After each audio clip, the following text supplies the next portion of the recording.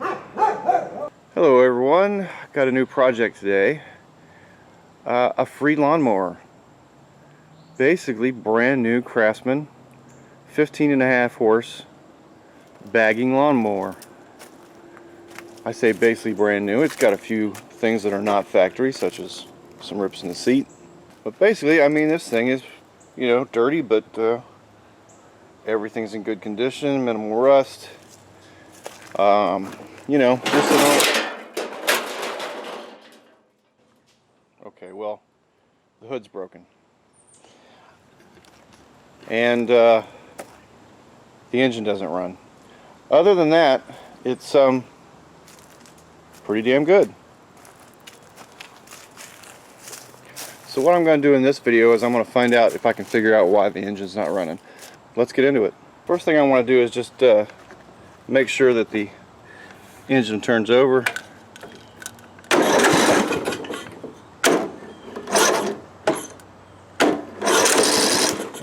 Not a problem.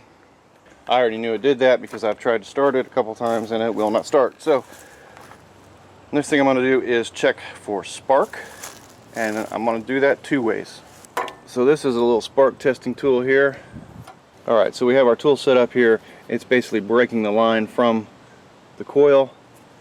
This would normally go into the spark plug, but it's going into this tester, and then the other side is going into the spark plug. I'll set that right there.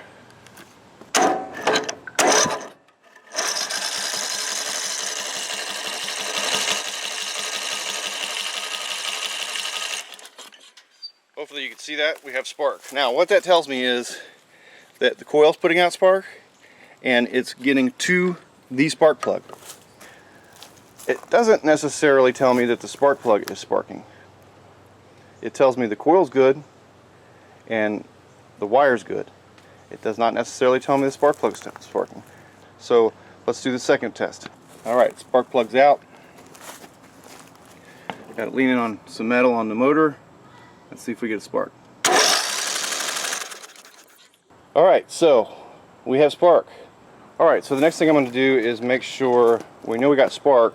I want to make sure that the spark is going off at the right point in the cycle. So what I'm going to do is I'm going to check the flywheel shear key and make sure that it has not been sheared, which would make the flywheel off time.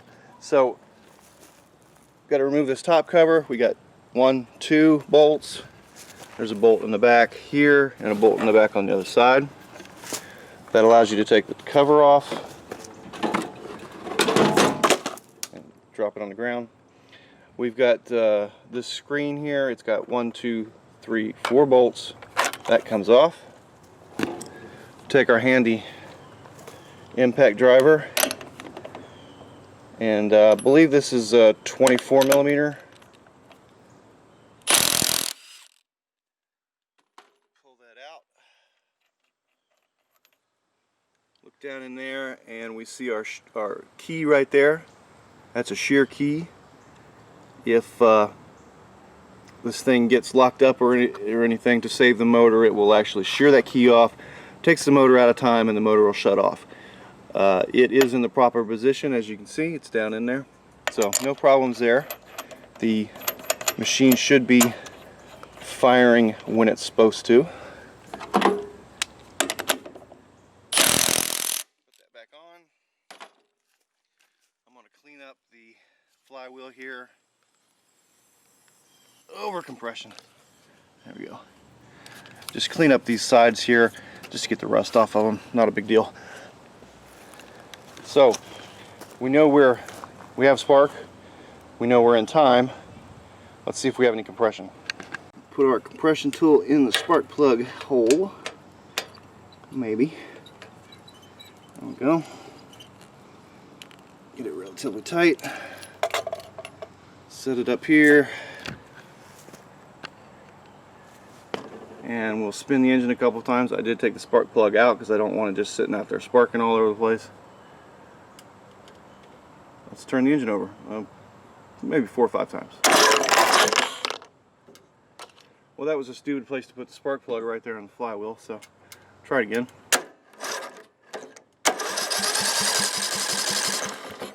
Alright, I'd say that's about 130 pounds of compression at least, so more than enough. So I'm going to let that sit for a few minutes, maybe 5-10 minutes, with it under pressure, just like it is. And I want to see if it moves. It's a cheap, quick leak down test, basically. While we're doing that, and I will mention that also that I did check the oil before I started doing any of this. We are fine on oil. It's in good shape. No sparkles and no water. Should have mentioned that before, but I didn't. Kind of take that stuff for granted, but you should always do that before you start messing with the engine. That's the first thing you do to make sure it's got oil in it. So now, what do we know? We know we have compression. We know we have spark. We know we have a good spark. We're pretty confident that we are in time. We're pretty confident now that we're watching this not drop that we don't have any valve issues. The valves are seated. So what do we have left? I'll give you a hint. It's that dirty thing right there. So we're going to do one thing first, and then we're going to take that apart and give it a good cleaning, because there's no sense in trying to fiddle around with it and mess with it more than we already have until we know that we're getting a good fuel. Okay, so before I do a full carburetor tear down, I'm going to do one thing first. I'm going to take off this is a shut-off, an electric shut-off, fuel shut-off, and I'm going to take it off, unplug it there, and make sure that it works. So I got it plugged back in here, and the way this works is when you turn the key on, it should do something. It should retract its piston there. Let's see if it does. As you can see, it does. So it's working properly, so we don't have to worry about that. Okay, so first thing I want to do before I start messing with this is, there we go, brake clean can. Isn't that a lot better to work with than what was there?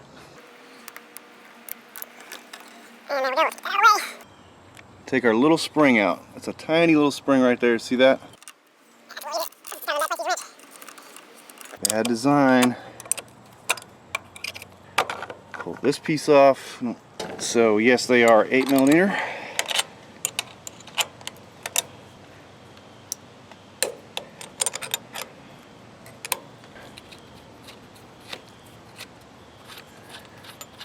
Okay, I'll take one all the way out.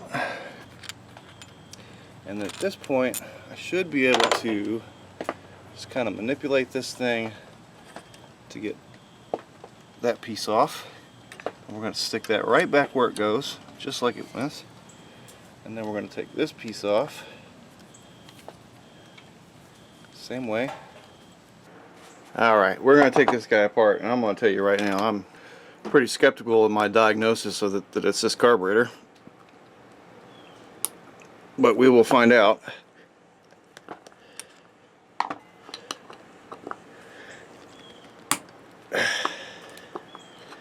This carburetor looks pretty clean to me. But I guess the proof is in the float bowl. Tell us pretty quick if there's something going on, maybe.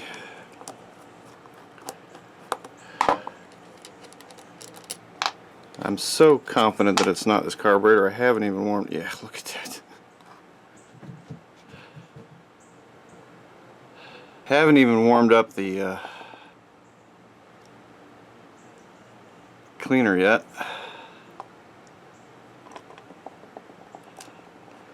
This carburetor looks to have been rebuilt at some point. Not long ago. So that's telling me there may be another problem. Alright, I'm going to turn the air compressor on and blow some stuff.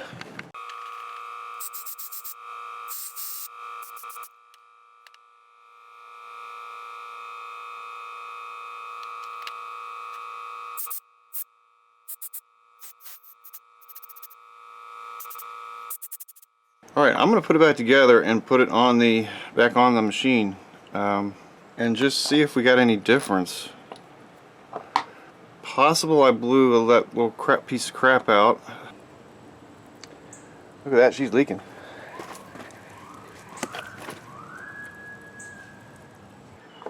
What's wrong? What's wrong is I didn't put the O-ring back on this piece right here. That's the inlet feed. And the O-ring is right there. Now, that O-ring appears to be square. I'm wondering if it was originally square. I'm assuming it was. It does not look to be in bad shape. We're going to put it back on here. Let's see what kind of fit we get here.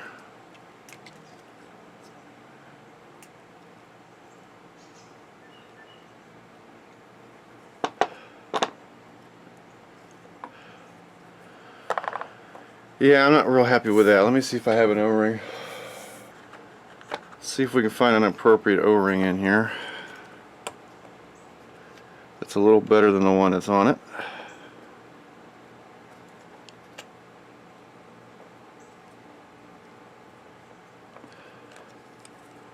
See how that fits.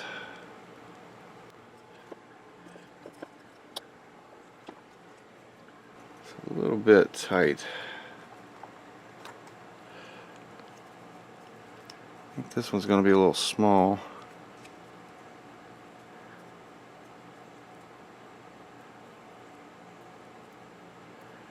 You know, you can have all the kits in the world, but when it comes right down to it, you're never going to have the exact one you need.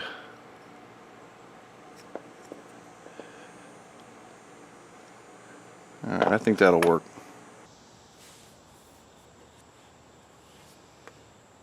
Okay, I don't think that's leaking. Okay, so I got the carburetor back on, and as you can see, we haven't lost any compression, so I'm going to let that go. It's been about 15 minutes or so.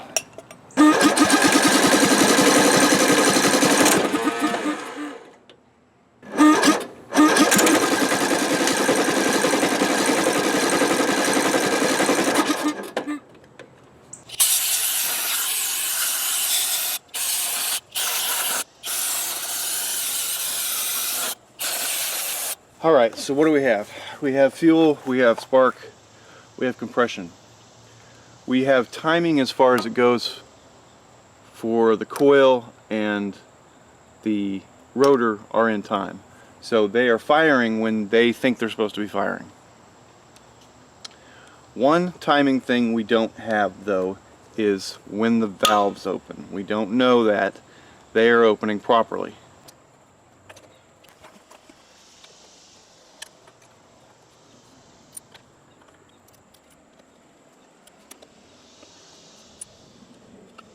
Looky there. There's our problem. It's not even sitting on the valve. So, what is this? This is intake. Check on that.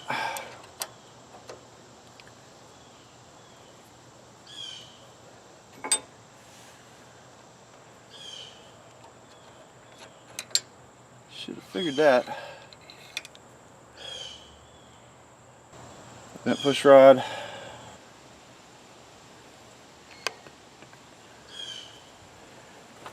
So there's our believed to be good one.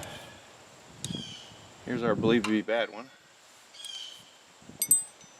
Doesn't take much to believe that. Alright, it's a couple days later. I need to fix that.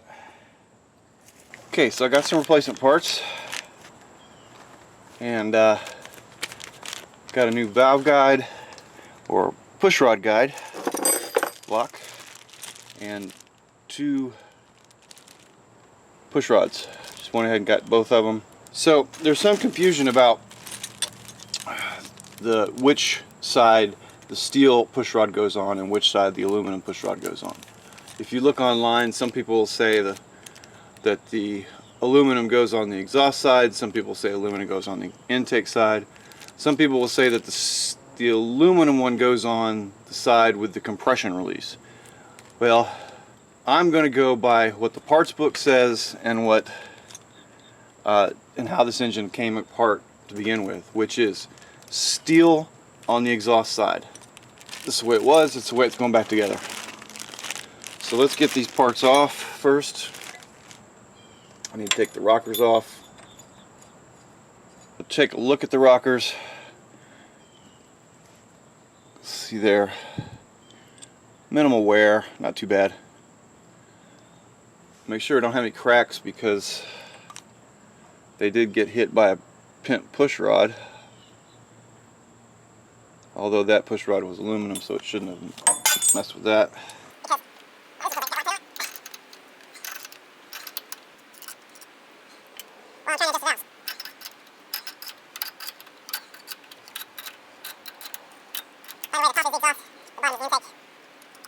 Put just a dab of, oops, just a dab, thread locker on there.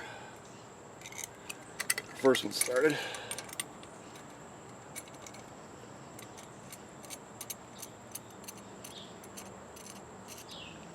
Let's get started in there. Second one.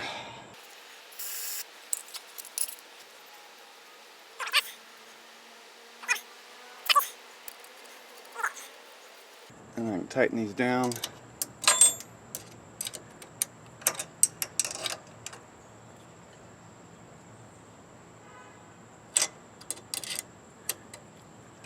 I don't know, there's probably a torque spec on here, but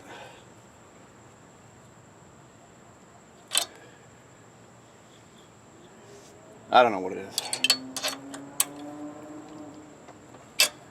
Good enough. Alright, now getting our push rods back in. Now I'll put a little bit of oil on the end of it just to get it seated in there. And you kind of got to do this by feel and eye. You can do it a little bit by eye. Look back in there and you're going to see two holes, and they're actually cups, and you want to get your push rod seated in that cup.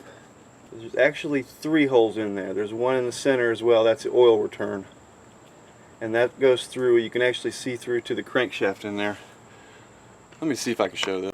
Okay, that's your center hole. You see right in the middle of the screen. Just above that there's a little cup, and just below that there's a little cup, and you can actually see the push rod sticking in there right now. Okay, now we can put our rocker back on. Again, a little spot of oil, doesn't hurt. Since these are clean parts. And I want to get these cups back on. Now when I took this apart, one of these was missing, but I did end up finding it in the valve cover. So if you see one missing, make sure you look for it, because you don't want that to end up in your engine. Now we can actually check with the valves to see if they're going. So we're going to turn it over. There's the exhaust valve opening. There is the intake valve opening, and that is on compression stroke right now. Okay, so we're gonna watch this. This is exhaust. Intake. Intake's gonna close. Piston's gonna turn around and come up on compression. We're gonna stick our screwdriver into the spark plug hole lightly. Wait for the piston until we fill the piston real lightly. Let it come up until it gets to the top, and it starts to go around the top. And I like to do it right just as it starts to move back down.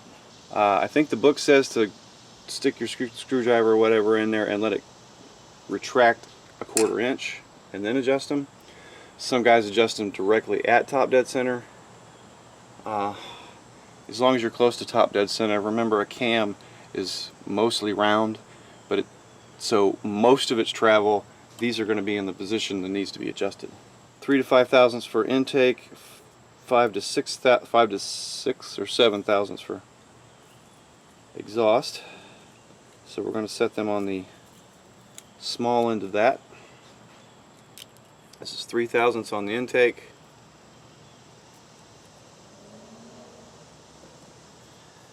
Just so you get a little drag when you're feeling it.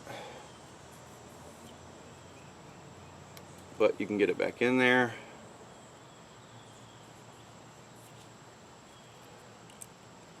Go ahead and leave that in there. Hold your nut. Tighten up the center locking screw without moving the nut. How do I have the wrong?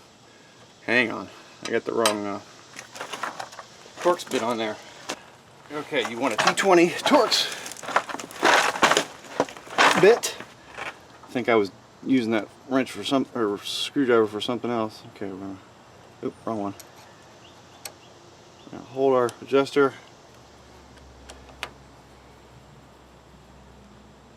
Tighten that down. Now, that should be relatively tight on there.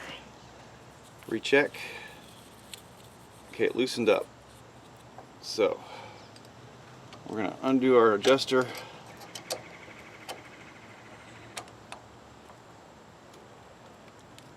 And do it again. It's tight. Just tight. Just. Okay, got a drag. I can get it back in fairly easily. That's good. Now we'll do the other side with the 5/1000. I always do the low side because you're more likely, if you leave it in there, to get a little bit loose than a little bit tight. So you got a little bit of tolerance to mess with. That feels good there.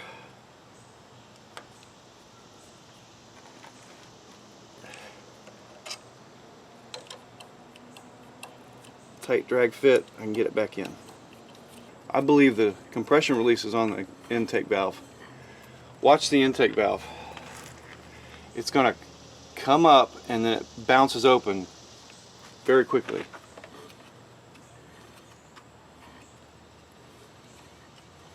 See it? Came closed and then it bounced open.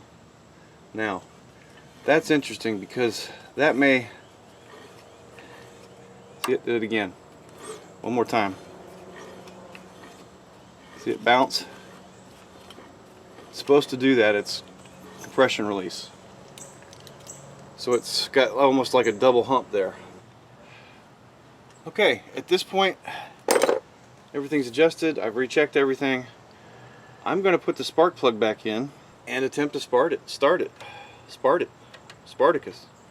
And yes, I am going to start it with just with the valve cover off. It's going to spit a little bit of oil, but that's okay. I just want to kind of give a visual check that everything in here is working properly. Alright, I got the gas on. I got choke on. I've got my battery booster on because I stupidly left the key on the other day. I need to do a review on this. I bought this some time ago and I've used it quite a bit. It is awesome. Alright, here we go. Wants to.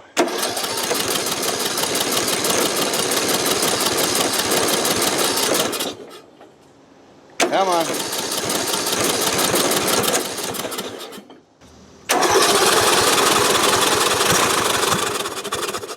Okay, one more time. We're going to try it without the choke this time.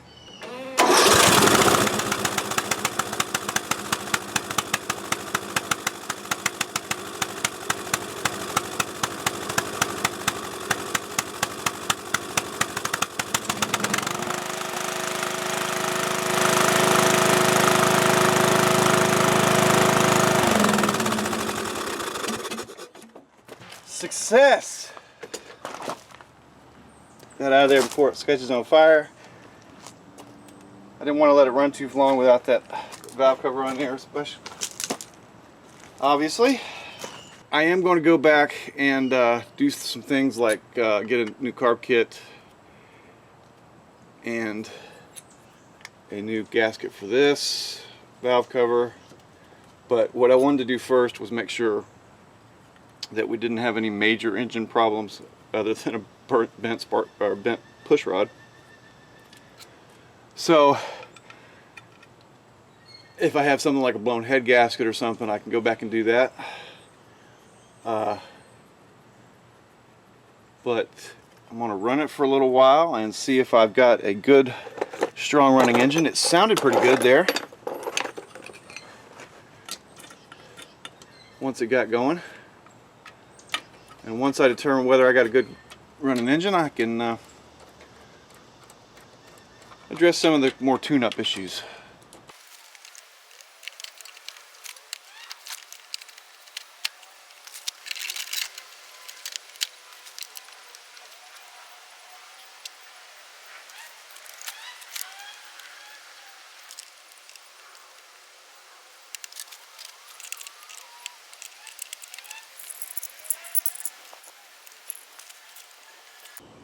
I got one part left. That's the O-ring from the carburetor that I changed. Remember that the cover is part of the cooling of this thing, so you don't want to let them run too long with that cover on there anyway. Alright, now we'll let it run, let it charge the battery up a little bit.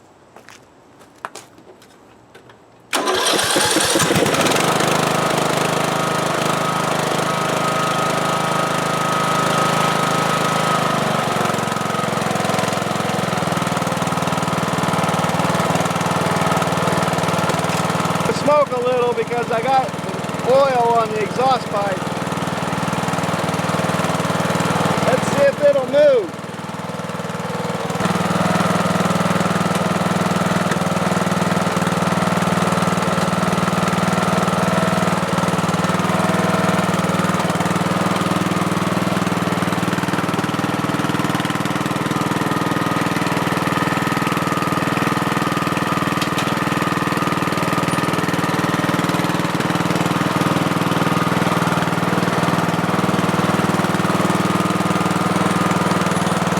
Okay, it didn't have enough battery to restart. Let me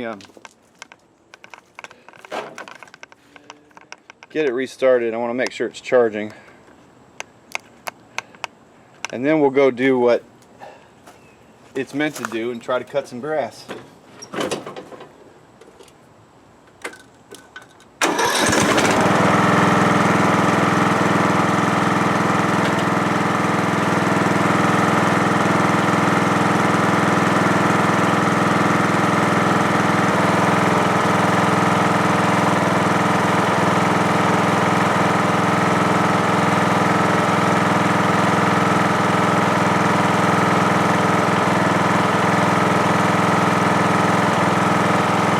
Okay, the battery's got 9.3 in it. I didn't see any charging.